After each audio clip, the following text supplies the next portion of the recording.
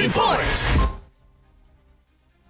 Natagdagan pa mga lugar sa bansa kung saan makabibili mga magsasaka ng 20 pesos na kada kilo ng bigas.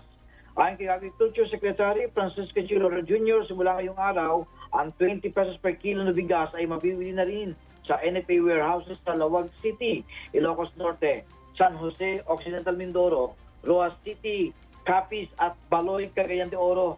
Ayon niya, sa susunod na linggo, ilulunsad na rin ang 20 pesos price program sa mga mangingisda at mga manggagawa sa Fishport na nakarehistro sa Register System for Basic Sectors in Agriculture. Ang mga inisyal na beneficiaryo mula sa fish sector ay mga komunidad sa Lucena City, sa Quezon, sa Sual, Pangasinan at Navotas. Binigyan din ni Laurel na patuloy ang pagpapalawak ng programa para maabot ang target na 15 million na pamilya sa susunod na taon, alinsunod rin sa direktiba ni Pangulong Ferdinand Marcos Jr. Kasama mo sa DZXL, RMN Manila, Radyo Man, Mike Guyawit Tatak, RMN. RMN